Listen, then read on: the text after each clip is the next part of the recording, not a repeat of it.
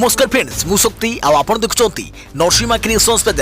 तो फ्रेंड्स आज वीडियो रे वर्तमान बड़ मुख्य खबर उपर नजर पकाइबा जहाँकि आपण माने समस्ते जानि रखिबा निहाती दरकार। तेबे कोन रही आज वीडियो रे वर्तमान बड़ मुख्य खबर आपण माने जानिबा पई वीडियो को शेष पर्यंत देखंतु जहाँद्वारा कि आपण माने डिटेल्स इंफॉर्मेशन पाई परिबे। एवं फ्रेंड्स ता पूर्व ए वीडियो गोटे लाइक करंतु जदि पारुछंती आपनकर सांग साथी मानकु वीडियो को शेयर करनतु।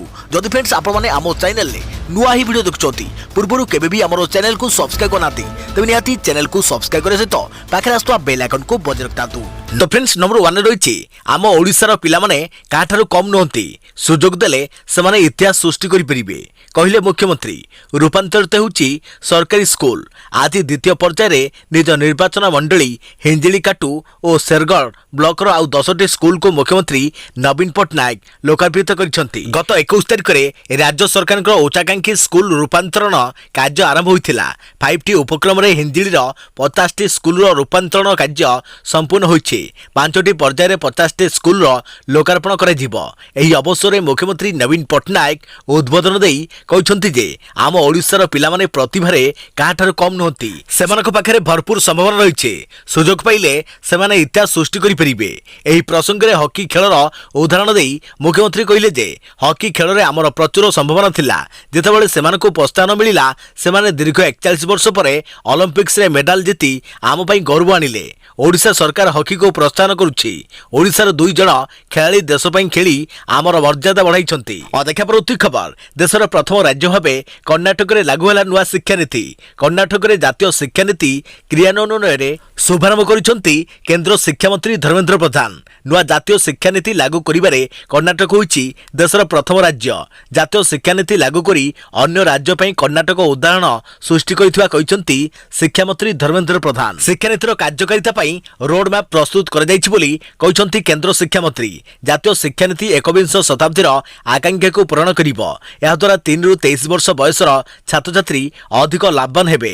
एही नूतन जातीय शिक्षा नीति को कार्यकारी करिबारे कर्णाटक देशर प्रथम राज्य होइछि। भारत को ज्ञानर अर्थनीति भाबे परिगणित करिबा सहित वैश्विक नागरिकों को सृष्टि करिया पई रोड मैप प्रस्तुत करिवो। नुआ शिक्षा नीति रे देश रे बढ़ुथुवा जनसंख्या को यथाशीघ्र अंतर्भुक्त करिया पई एहा को आह्वान हेबो। राष्ट्रीय शिक्षा नीति ढांचागत नीति क्रियान्वयन रणनीति और मानव समाज रे यार भूमिका वैश्विक नीति प्रणयनकारी उदाहरण हेबो बोली कहिसंती केंद्र शिक्षा मंत्री धर्मेंद्र प्रधान। देखा परवर्ती खबर सारा विश्व में परिचय पाइब नियमगिरी डंगरिया झाड़ू। विषम कटकर डंगरिया जनजाति उन्नति में लगी पड़ती राज्य सरकार। देश विदेश में परिचय पाइब डंगरिया झाड़ू। एथिपाई रायगड़ा जिला प्रशासन विभिन्न प्रकार उन्नयनमूलक योजना कार्यकारी कराउछंती। पूर्व जिलार कपड़ागुड़ा सालर चाहिदा बजार में शीर्ष स्थान रही। एवं रंग बेरंग झाड़ू जरिए डंगरिया जनजाति को एक नुआ परिचय देवाकू जिला प्रशासन अंटा भिड़ी। एथिपाई विषम कटक स्थित डंगरिया कंध उन्नयन संस्था द्वारा परिचालित दक्षता तालीम शिविर में स्थानीय लोकों को प्रशिक्षण दि जाउछि। तालीम केन्द्र में सुदूर कोलकातार कारीगर मानकु प्रशिक्षक भावे नियुक्त कर जाइछि। स्टील पाइप और प्लास्टिक पाइप व्यवहार रे पारंपरिक झाड़ू को अत्याधुनिक रूप दि जाउछि। देखा परवर्ती खबर तृतीय लहर हुई पारे विस्फोरण। दैनिक संक्रमित हे 5 लाख। प्रथम लहर रे डरैला द्वितीय लहर भयंकर हैला। संभव तृतीय लहर रे हुई पारे विस्फोरण।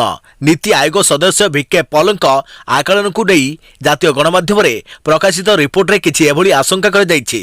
पॉलଙ୍କ अध्यक्षता रे गठित एम्पा वार्ड कमिटीर आकलन अनुसार तृतीय लहर पीक समय देश में दिन को 4 रु 5 लाख पॉजिटिव केस बाहरिबो। प्रति 100 पॉजिटिव रे 23 जन को हॉस्पिटल में भर्ती करने को पड़िबो। द्वितीय लहर बेले यह 20 थिला। तृतीय लहर मुकाबला लगी आसंता मास सुधा 2 लाख आईसीयू बेड प्रस्तुत करने को एही ग्रुप सुपारिश करिछि। वेंटिलेटर थिबा 1,20,000 आईसीयू बेड 5 लाख ऑक्सीजन सुविधा बेड सहित मोट 7 लाख नॉन आईसीयू बेड और 10 lakh Covid isolation care bed आवश्यक हेबो। ए परिस्थिति रे ओडिसा रे दैनिक संक्रमण 14,000 होई पारे बोली राज्य स्वास्थ्य विभाग आकलन करिछि। यार मुकाबला लगी अधिक आईसीयू बेड और भेंटिलेटर आवश्यकता पड़िबो और डीएमईटी कहते तृतीय वेब मुकाबला लगी राज्य सरकार संपूर्ण प्रस्तुत अछंती। सेपटे केंद्र गृह मंत्रालय अधीन national institute of disaster management जहाँकि एनआईडीएम पक्षर प्रधानमंत्री कार्यालय को संभाव्य तृतीय लहर उपर एक रिपोर्ट प्रदान कर रिपोर्ट अनुसार अक्टोबर में तृतीय लहर पीक आसीपे। वयस्कों मानक भली शिशु माने मध्य अधिक संख्यार आक्रांत होवार आशंका थिबारु सेमानक स्वास्थ्य प्रति अधिक गुरुत्व देवाकू रिपोर्ट रे उल्लेख कर जायछि। जदि अधिक संख्यार शिशु आक्रांत होती ताहले जेतिकी संख्यार डाक्तर स्वास्थ्यकर्मी भेंटिलेटर और आंबुलांस आवश्यकता पड़िबो सेतिकी नथिबो कुआ जाउछि। एबे 82% प्राथमिक स्वास्थ्य केन्द्र और 63% गोष्ठी स्वास्थ्य केन्द्र रे शिशु रोग विशेषज्ञ नाहांती जहाँकि शिशु संक्रमण बढ़िले बड़ चैलेंज सृष्टि करियो बोली एनआईडीएम आकलन करिछि। तेबे सतर्क रहंतु, सावधान रहंतु एवं सुरक्षित रहंतु।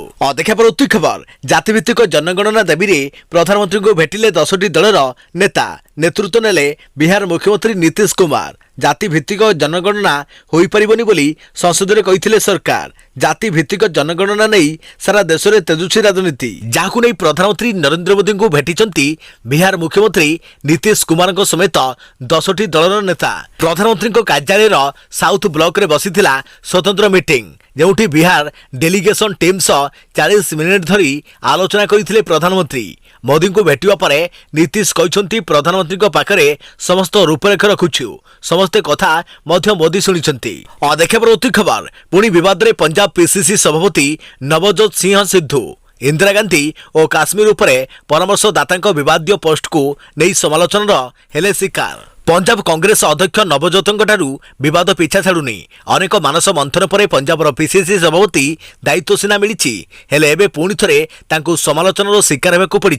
एथर निज परामर्शदाता नहीं से समस्या घेर में फसी। सिद्धू को राजनैतिक परामर्शदाता मलविंदर सिंह माली काश्मीर और इंदिरा गांधी को नहीं विवादीय पोस्ट करने पर दलीय नेता समालोचनार शिकार होगा पड़ी। पंजाब मुख्यमंत्री कैप्टेन अमरिंदर सिंह कहते सिद्धू को परामर्शदाता नियंत्रण रे रखिबा उचित। सेपटे जम्मू काश्मीर और इंदिरा गांधी को उपरे विवादीय बयान दे समालोचनार शिकार होइछंती सिद्धू। निजर परामर्शदाता मलविंदर को समन करिछंती एभली बयान देबा नै सफेई रखिबाकू सिद्धू कहिछंती।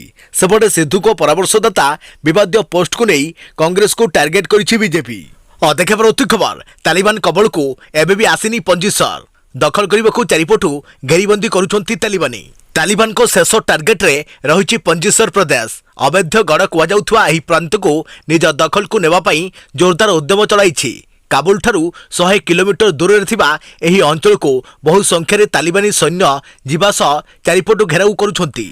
एने तालिबान पक्षर सूचना दी जाइए पंजीसर प्रांत एबे तालिबान कब्जार बोली कहिछि तालिबान किंतु एबे भी सुरक्षित रही बोली कहते काबुल छाड़ी पंजीसर रे थिबा अफगानिस्तान रो पूर्वतन उपराष्ट्रपति अमरुल्लाह सालेह। काबुल दखल करिया परे सरकार गठन पई प्रस्तुत हेउछंती तालिबानी किंतु एबे भी अफगानिस्तान रो केतेक अंचल रही जोठी तालिबान को कड़ा विद्रोह कर जाउछि।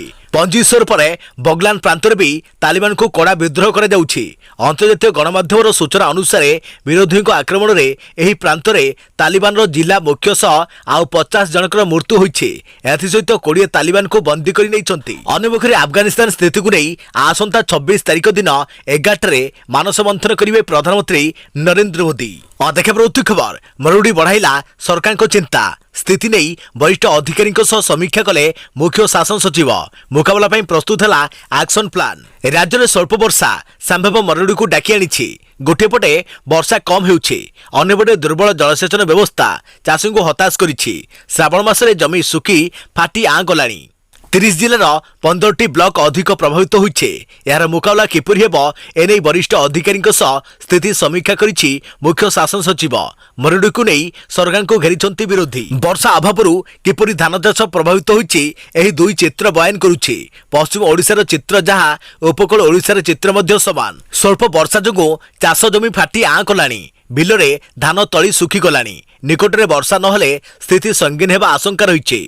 तेबे राज्यर 15टी जिलार 30टी ब्लॉक अधिक प्रभावित होइछि। राज्य में मरुड़ीर पदध्वनि शुभिबा परे मुख्य शासन सचिव अध्यक्षतार उच्चस्तरीय समीक्षा कर जाइछि। किपरि यार मुकाबला हेबो एनै ब्लूप्रिंट प्रस्तुत करिसंती राज्य सरकार। देखा परवर्ती खबर बीमा कंपनी मालामाल चाषी पाउनी टंका फसल क्षतिपूरण पाउनाहांती चाषी हेले बीमा कंपनी हेउछंती मालामाल। प्रधानमंत्री फसल बीमा योजना रे चाषी दुर्दशा को नहीं प्रश्न उठाइला बीजेडी। चाषी सुविधा पाई होइथुवा बीमा योजना चाषी काम लगुनी। दैवी दुर्विपाक फसल नष्ट हेले क्षतिपूरण पाइबाकू चाषी बीमा करुछंती। उभय चाषी और सरकार प्रीमियम पैठ करुछंती हेले फसल नष्ट हेले बीमा टंका देबाकू आगे आसुनाहांती बीमा कंपनी। एभली अभियोग आसीची संबलपुर जिल्लारू बहु चाषी को प्रकृत फसल क्षतिर बीमा राशि मिलू नहीं। बरगढ़ जिला पद्मपुर मध्य आसीची सही समान अभियोग। 2020 मसीह चाषी समवाय समिति रे फसल बीमा करथिले। फसल नष्ट होइथुवा सत्वे तांको क्षतिपूरण बीमा राशि मिली नहीं। एहाकु नै एबे राजनीति तेजिछि।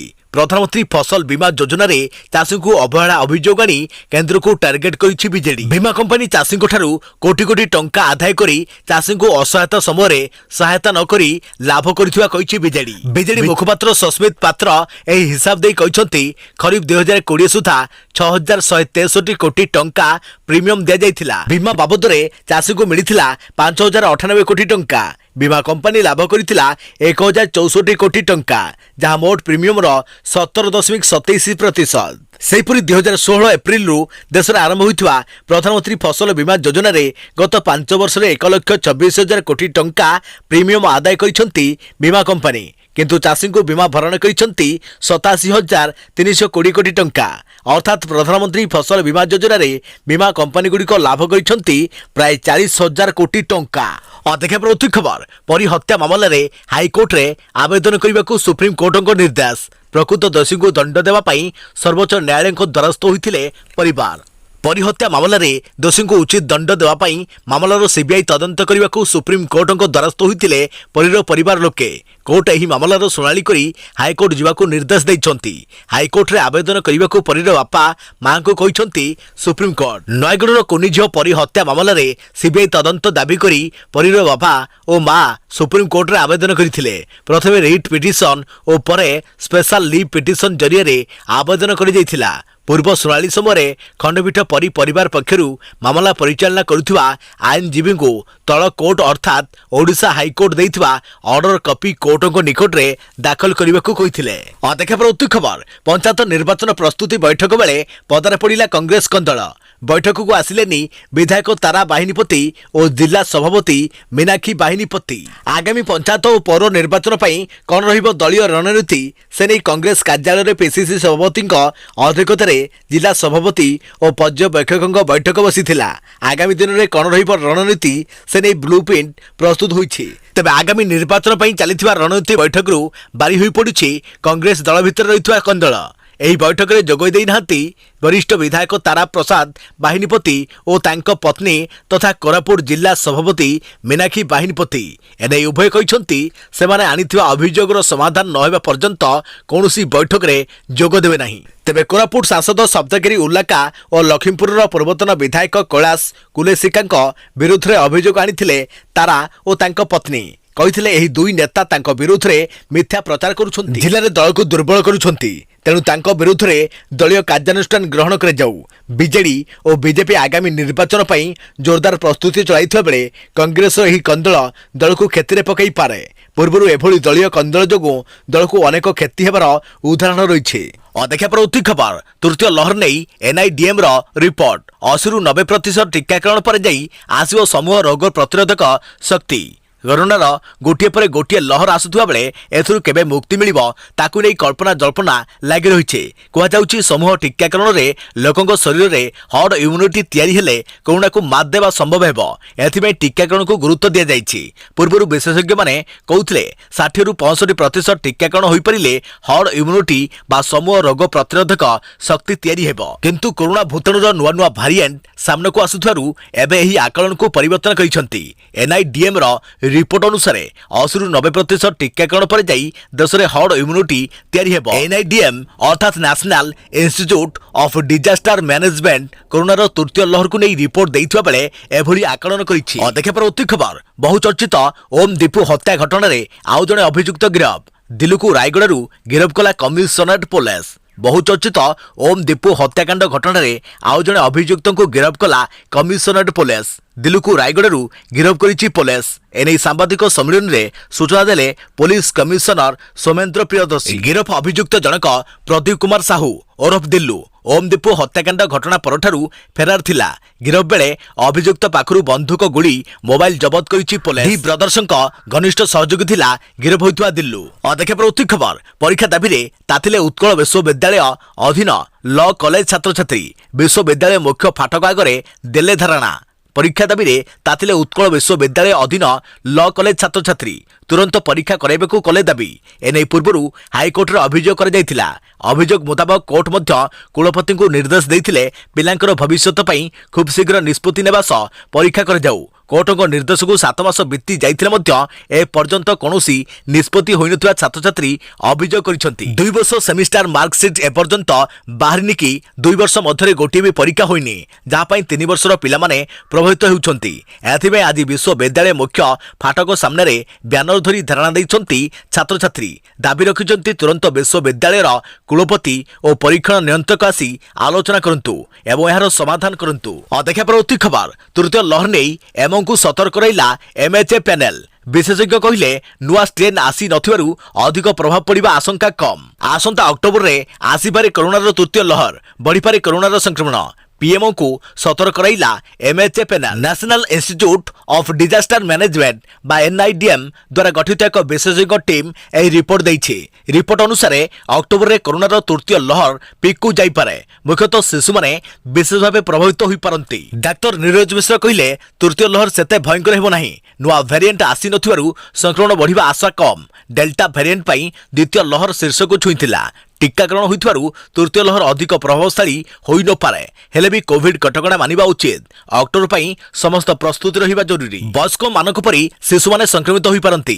एथिपई उन्नत चिकित्सा सुविधा प्रस्तुत करी रखिबाकू कहि जायछि। जदि अधिक संख्यारे शिशु माने आक्रांत होंती तेबे सेथिपई स्वतंत्र व्यवस्था, डाक्तर, अधिक स्वास्थ्यकर्मी, वेंटिलेटर, एम्बुलेंस परि उपकरण प्रस्तुत रखिबाकू कहि जायछि। यास अग्राधिकार भित्तिरे पिलामानक टीकाकरण उपरे गुरुत्व दिया जायछि। सेहिपरि एकाधिक रोगरे पीड़ित थिबा लोकंक टीकाकरण उपरे मध्य गुरुत्व दिया जायछि।